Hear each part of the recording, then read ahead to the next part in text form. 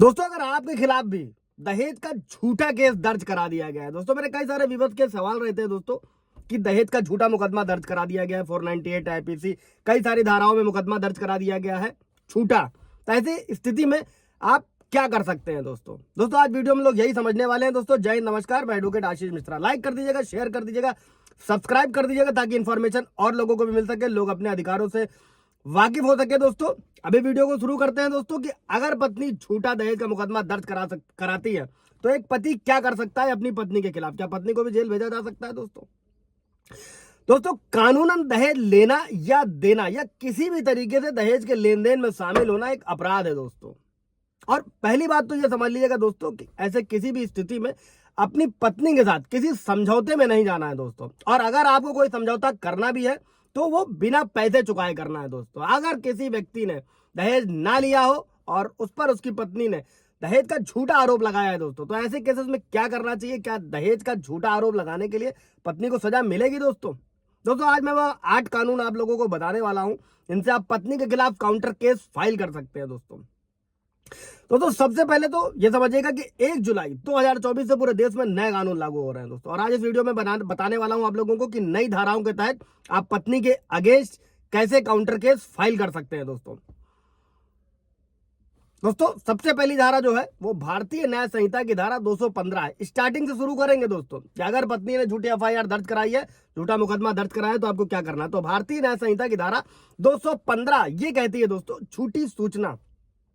अगर कोई भी एक व्यक्ति अगर किसी लोक सेवक को किसी तीसरे व्यक्ति के बारे में गलत सूचना देता है दोस्तों, मान लीजिए इसको ऐसे समझिएगा कि पत्नी ने पुलिस को आपके बारे में झूठी सूचना दी है दोस्तों, जिससे वो लोक सेवक यानी पुलिस वाला क्या करेगा, उस पति पर कानूनी शक्ति का प्रयोग करेगा दोस्तों, जिससे उसे चोट पहुंची है। इस धारा के तहत एक दंडनीय अपराध है दोस्तों। किसी भी तरीके की एक्टिविटी जब पुलिस को झूठी सूचना दी जाए दोस्तों और जिसके एवज में पुलिस एक्शन लेती है दोस्तों, और इसमें जब पत्नी के खिलाफ आप काउंटर केस फाइल करेंगे दोस्तों तो जिसकी सजा 1 साल तक बढ़ाई जा सकती है। इसके अलावा उस पर जुर्माना भी लगाया जा सकता है जिसकी कीमत 10,000 रुपए तक की हो सकती है दोस्तों। और ऐसा भी हो सकता है कि जेल और जुर्माना दोषी को दोनों भुगतना पड़े दोस्तों। यह भारतीय न्याय संहिता की धारा 215 दोस्तों। अब अगला कानून बढ़ते हैं दोस्तों कि भारतीय न्याय संहिता की धारा 61 आपराधिक षड्यंत्र बोलते हैं दोस्तों इसको।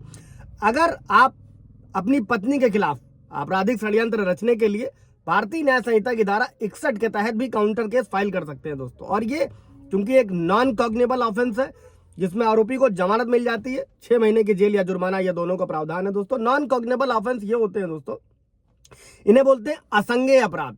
इनमें थाने से ही जमानत मिल जाती है, मुकदमा चलता है, निर्णय आने पर जेल की सजा सुनाई जाती है दोस्तों। इसी को ऐसे भी समझिएगा कि अगर पत्नी ने पति पर आईपीसी 323 लगा दिया, 504 लगा दिया, 506 लगा दिया, तो ये सब नॉन कॉग्निबल ऑफेंस है। इसमें पतियों को डरने की जरूरत नहीं होती है अगर उनके खिलाफ झूठा मुकदमा दर्ज कराया गया है दोस्तों। अगली धारा बढ़ते हैं दोस्तों, 1 to 1 आप लोगों को क्रॉस बताता जा रहा हूं दोस्तों। इन्हीं धाराओं के तहत काउंटर केस फाइल करें, आपका केस जल्दी निपटेगा दोस्तों और पत्नी पक्ष पर भी दबाव पड़ेगा। लोग डर के मारे करते ही नहीं। अगली धारा लेते हैं दोस्तों, भारतीय न्याय संहिता की धारा 199 ये क्या कहती है दोस्तों कि लोक सेवक किसी भी तरीके से जो लोक सेवक है यानी कि पुलिस है, मान लीजिए अगर चोट पहुंचाने के इरादे से कोई भी गलत दस्तावेज तैयार किया जाता है और आपके अनुसार अगर पुलिस अधिकारी आपकी पत्नी की झूठी शिकायत करने में मदद कर रहा है और गलत दस्तावेज तैयार कर रहा है, तो आप उस पुलिस अधिकारी के खिलाफ भी मामला दर्ज करा सकते हैं दोस्तों।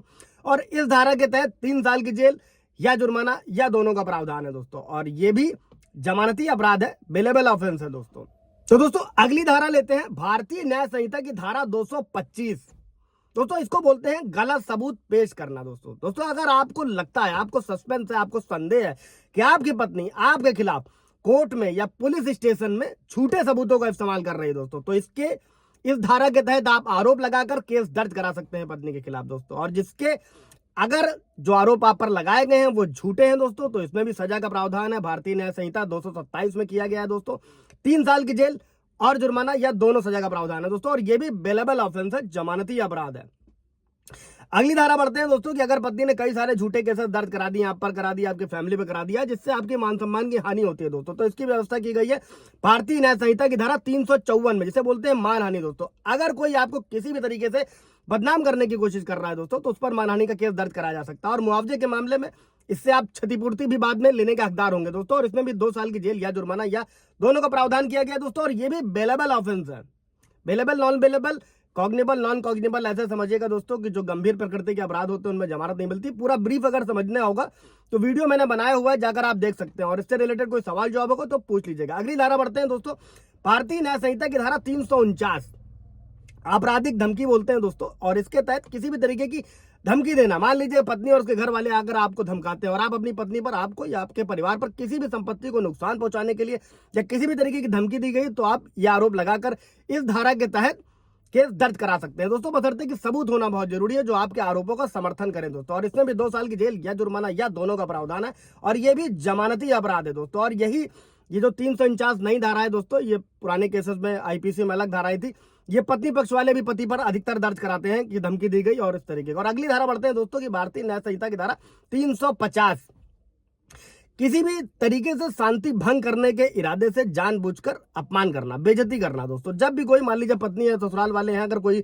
जानबूझकर अपमान करता है, घर आकर बदनाम करता है, अपमान करता है, या किसी भी तरीके के सार्वजनिक शांति को भंग करता है या करने का प्रयास करता है दोस्तों, तो इसमें 2 साल की जेल या जुर्माना या दोनों का प्रावधान है दोस्तों। ये भी बेलेबल ऑफेंस है दोस्तों, जमानती अपराध है दोस्तों। समझिएगा, ये सारे काउंटर केस आप पत्नी के अगेंस्ट भी फाइल कर सकते हैं दोस्तों।